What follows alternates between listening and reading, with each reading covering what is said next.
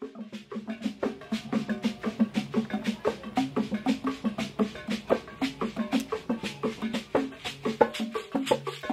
Christian Women Fellowship, the CWF, is a social and spiritual home for approximately 50,000 women and is the biggest movement within the Presbyterian Church in Cameroon. Women come together in more than 1,000 groups all over the country. Its great diversity is its strength, as well as a challenge, as it connects women from all social and educational backgrounds, from the illiterate to the university graduate.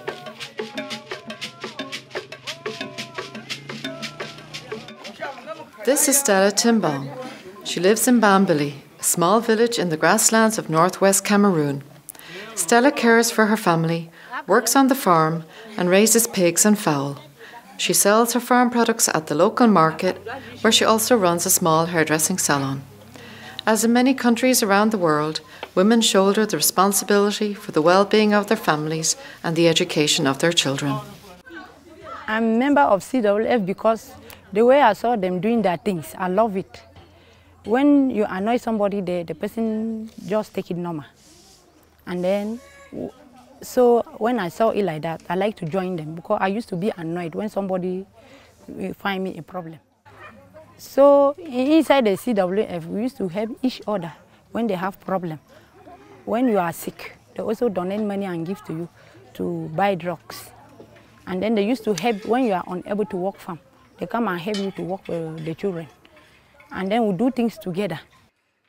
The CWF is just like the second family to me. Because when I have problem, they help me to relieve the problem. And then when we have people in the quarter that they are sick, we join together to go and visit the sick. And then also donate for the sick, even for the needy.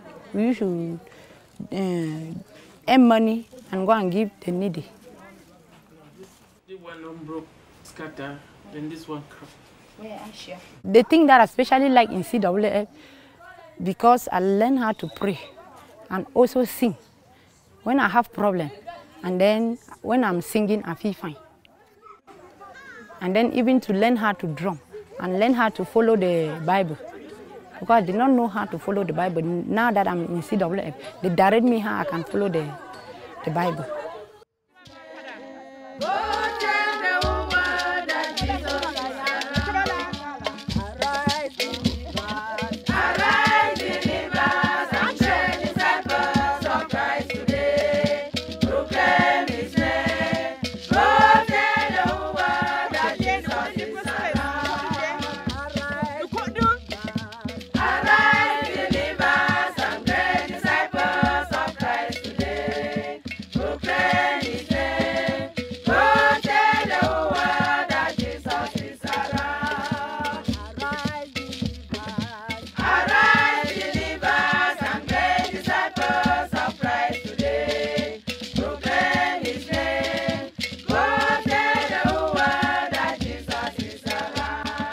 The women of the CWF are not only engaged in rural areas, but in the bigger towns and cities as well. Here we can also witness changing patterns in the roles and lifestyles of women.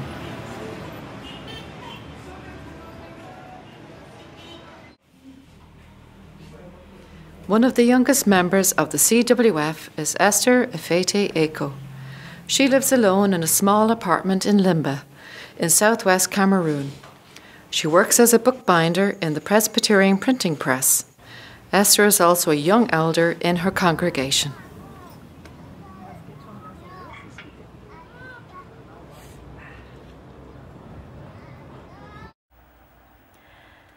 The CWF, which is the Christian Women Fellowship in the Presbyterian Church, I decided to join it because to increase on my spiritual life, my knowledge of the Bible, to have a wide knowledge of the Bible.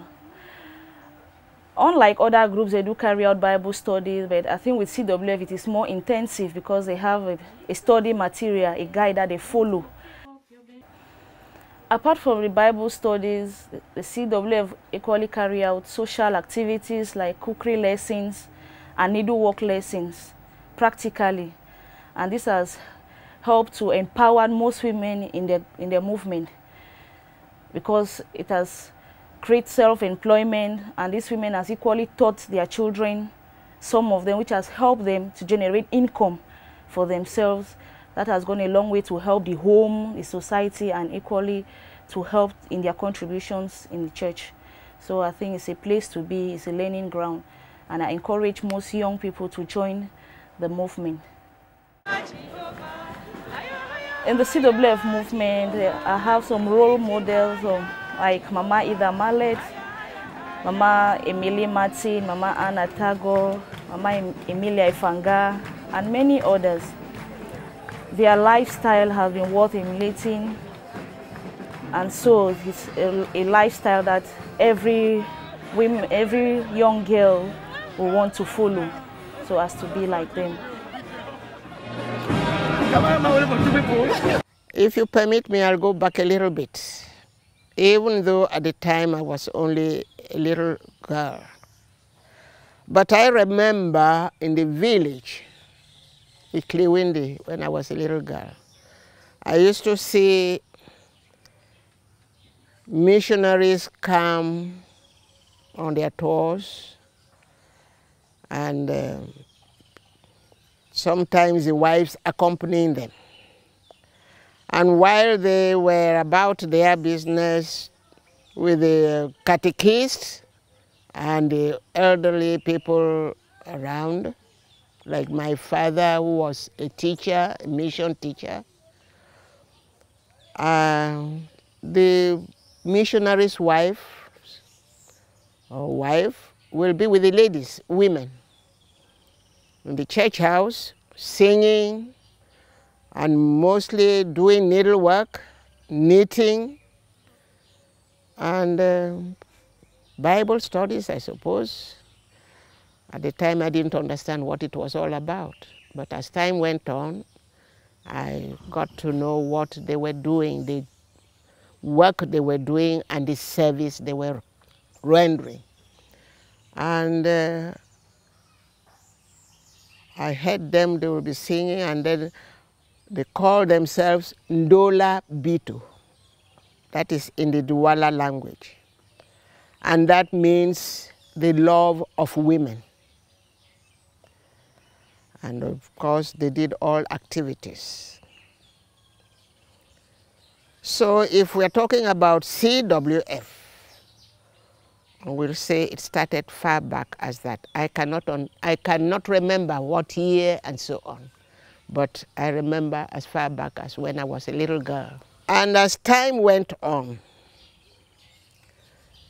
the movement, Annie Maura was sent out. She was a single woman to assist the work the missionaries' wives were doing. And that is how the movement started. Annie Maura, of course, it was still Ndola Bitu. And until when finally they sent another lady, Maria Schlenker, who now came and established, and finally in the Synod of 1961, the name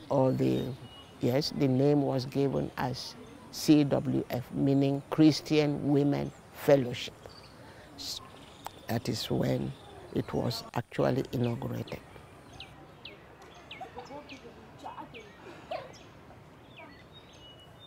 Women's work was in the 1960s not yet an institution of the Presbyterian Church of Kamerun. But there was the women's department of the Basel Mission that geared towards work with the women. Lady missionaries as Sister Annie Maurer and Sister Rosemarie Peter, the one in Victoria, the other one in Bafut in the grass fields, they went to nearby villages conducting courses with women on health, handwork, sewing, etc., and Bible lessons. I never sat at this veranda working with Maura or any other. But you can imagine the young women and girls sitting along this veranda, some of them facing the sea there. What joy and the fun. And maybe you imagine, let us imagine that when the tide is out, the young ones going down to the sea and running around, and women sitting and singing and being taught all sorts of things. Home economics, child care, and entailing everything, and above all, doing their needlework, sewing children's clothes, etc. You can imagine how it was. As I say, that was not there. So the view, the church, and I can see you could walk across the road to the church, where they will sit again now and have their Bible studies, the proper one, etc., and singing, choir, and all. You find even the illiterate women, some of the things they do now, oh, they wouldn't have dared to do it. Some are bold enough now to even stand and talk in front of others. Whereas those days, they ask me to speak, I no go fit, I no go fit, you know. But you ask, and even an illiterate woman to ask to explain something, and they will answer in a wonderful way. And of course, quite a lot of women have been encouraged to do classes, attend classes, like child welfare. And when they are, whether they are literate or illiterate, once they have the basic knowledge, the basic one, say, from the home, they are taught how to bring up the children, how to care for them, how to, you know, the little things, cough mixture, all those little things are being taught in CWF, and that is spreading. You'll be surprised what has, you know, what has happened and what women have really learned. And as I say, a woman, illiterate or literate, honestly will stand and speak.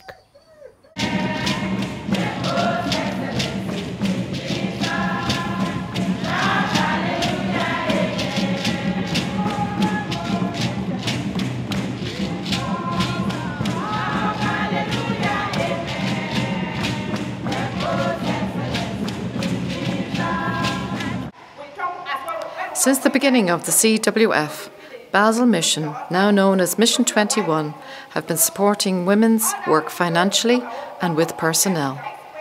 Today, more women are educated and work in influential positions, like Rose Imba Acha.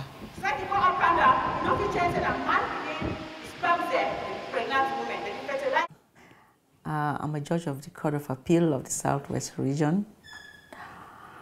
As a judge of the Court of Appeal, we receive appeals from the courts, trial courts all over the region. We have received appeals in criminal matters, civil matters, commercial matters. As I say, I want to give the best of myself wherever I am, irrespective of the fact that I'm a judge or not.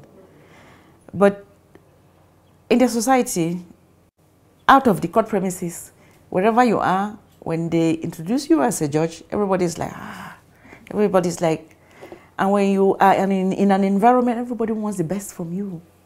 When you give any suggestion, they want to listen to you because they think that is the best. And so you have to be constantly, you have to be informed about what is happening around you, what's happening around the world. Because when you talk, everybody knows that, when they know you are a judge, when you speak, they take you for your word because they think that the judge knows everything. They think that the judge knows everything. But in the society, I try as much as possible when I'm out of the court to be simple, to do what I'm supposed to do, But when I'm in court, I want to do my work to the best of my ability as a judge. I joined the CWF when I was already a magistrate. When I saw them, I thought I could serve God better by joining a movement in the church, and I decided to join the CWF. Nobody can claim to possess all the knowledge in this world. I have learned a lot from the CWF, as well as I have given a lot to the CWF. I learned, first of all, to be meek, to be humble, because if you are hurting the CWF, they all run away from you. So I come down to their level. I interact with them. I go to where they want us to go. I dance when they want us to dance. I eat with them. And by so doing, I share my knowledge with them. I help them, when, for example, when we have Bible studies, take some of the Bible lessons, take up some of the social lessons, explaining to them in such a way that they can hear. And since they are a group made up of women, and in this era where women are clamoring for their rights, they cannot clamor for their rights when they don't know the rights. And since I know the rights of the woman, I help the CWF. I disseminate, I educate them on these rights to enable them to raise the status of the woman in the society and get them come out of this notion where they think that they are second citizens only, or that they are second to the man, or that they are nobody in the society.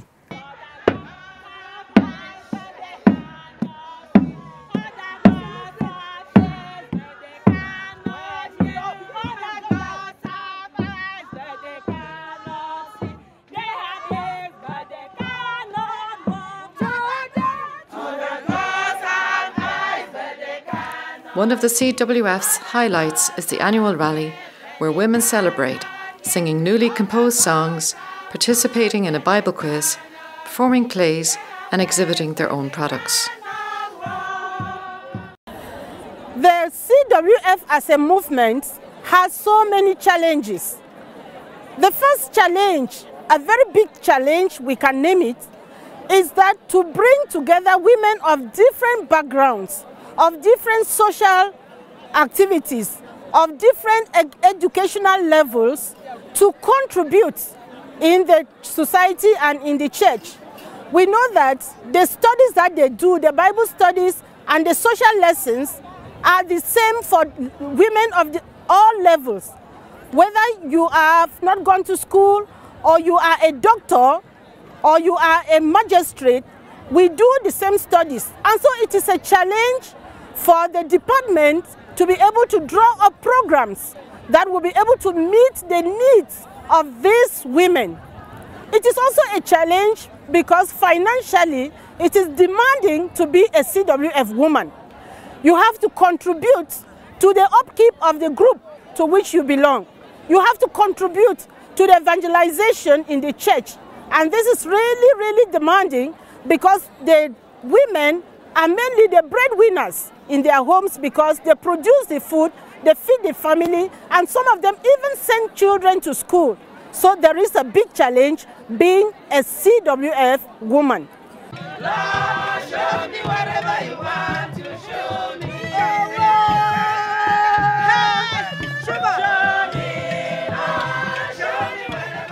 As a result of women's work within the PCC, the first female pastor was ordained in 1991.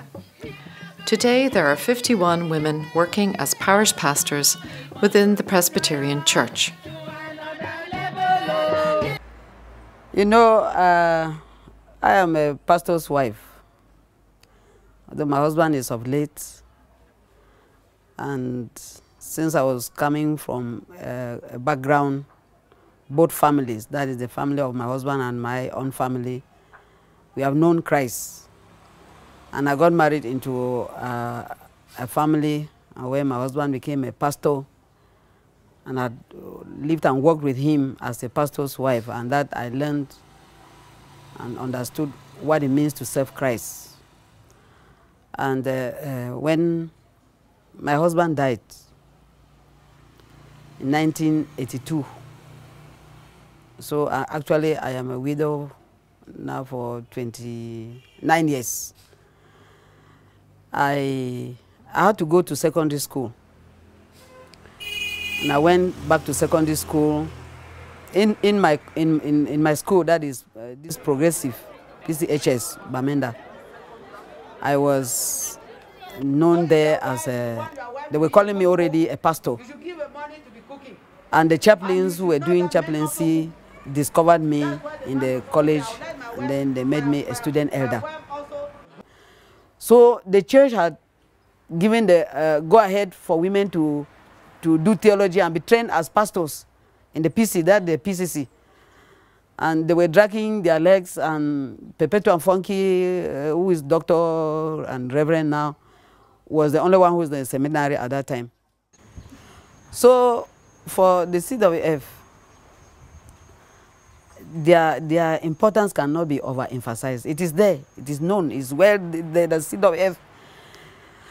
Without CWF, there will be no PCC. Father, we pray you that where I may be, somebody can hold me responsible for that, and I will defend it. Yes, I will defend it in the sense that the women are always there, even in the congregation. They are not only there to raise funds.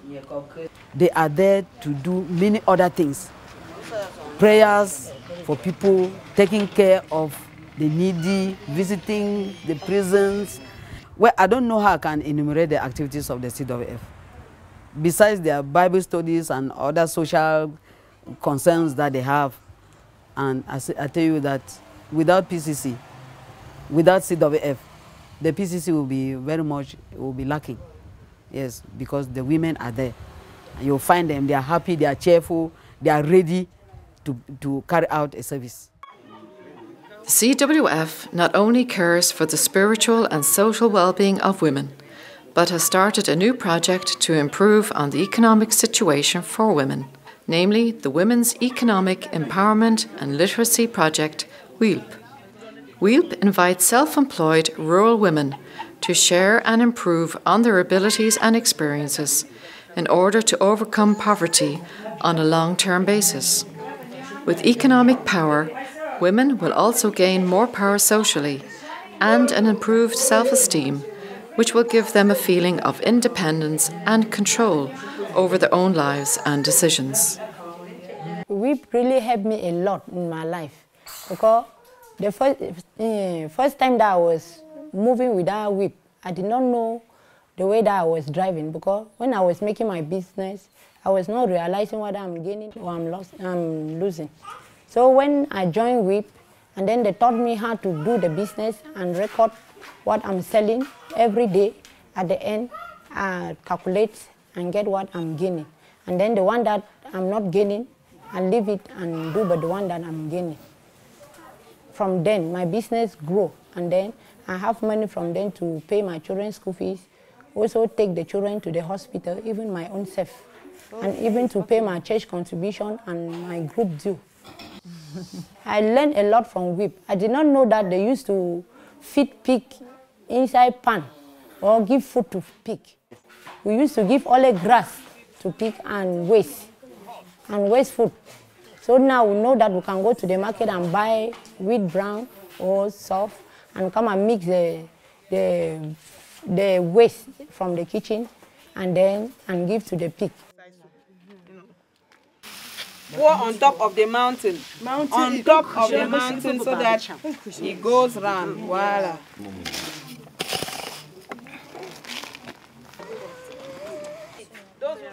Don't come this way. Don't come this way. So when WEEP taught me to do all those things, I also go around to teach another women around me that they don't know how to do, so that they can also have income. And then from then, all of us should not be poor, and we will be able to do everything for ourselves. We have a future. First of all, the motto this year, or the theme of this year, which this year, the Golden Jubilee, is it setting our feet on higher ground. When I read that, or when I heard that, I said, setting our feet on higher ground. But please God, may we set our spirits on a higher rock. And what is that rock? Jesus Christ, the rock of ages. It's no use us setting our feet and leaving our spirits behind. It's very important as far as I'm concerned. When you lift up your spirit, naturally, your feet are being lifted up. So we should remember when we talk about setting our feet on higher ground, we should remember to lift up our spirits, to set our spirits on that rock which cannot be moved. And once our spirits are there, our feet automatically will follow. Whom shall I send? Who will go for me? Who will go for me? Whom shall I send? Whom shall I send? Who will go for me? Who will go for me? Whom shall I send? Oh Father, send me. Oh Father, send me. Oh Father, send me. Send me, I will go. Oh Father, send